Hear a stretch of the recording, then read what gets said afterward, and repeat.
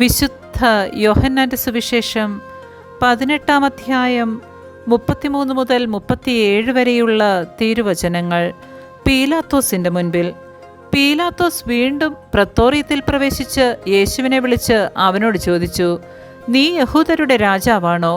യേശു പ്രതിവചിച്ചു, നീ ഇത് സ്വയമേവ പറയുന്നതോ, അതോ മറ്റുള്ളവർ എന്നെപ്പറ്റി നിന്നോട് പറഞ്ഞതോ? പീലാത്തോസ് പറഞ്ഞു, ഞാൻ യഹൂദനല്ലല്ലോ. നിന്റെ ജനങ്ങളും പുരോഹിത പ്രമുഖന്മാരുമാണ് നിന്നെ എനിക്ക് ഏൽപ്പിച്ചു തന്നത്. നീ എന്താണ് ചെയ്തത്?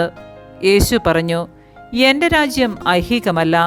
ആയിരുന്നുവെങ്കിൽ ഞാൻ യഹൂദർക്ക് ഏൽപ്പിക്കപ്പെടാതിരിക്കാൻ എൻ്റെ സേവകർ പോരാടുമായിരുന്നു. എന്നാൽ എൻ്റെ രാജ്യം ഐഹികമല്ല. പീലാത്തോസ് ചോദിച്ചു, അപ്പോൾ നീ രാജാവാണല്ലേ? യേശു പ്രതിവചിച്ചു, നീ തന്നെ പറയുന്നു ഞാൻ രാജാവാണെന്ന്. ഇതിനു വേണ്ടിയാണ് ഞാൻ ജനിച്ചത്. ഇതിനു വേണ്ടിയാണ് ഞാൻ ഈ ലോകത്തിലേക്ക് വന്നതും, സത്യത്തിന് സാക്ഷ്യം നൽകാൻ. സത്യത്തിൽ നിന്നുള്ളവൻ എൻ്റെ സ്വരം കേൾക്കുന്നു. നമ്മുടെ കർത്താവായ മിശിഹായ്ക്ക് സ്തുതി.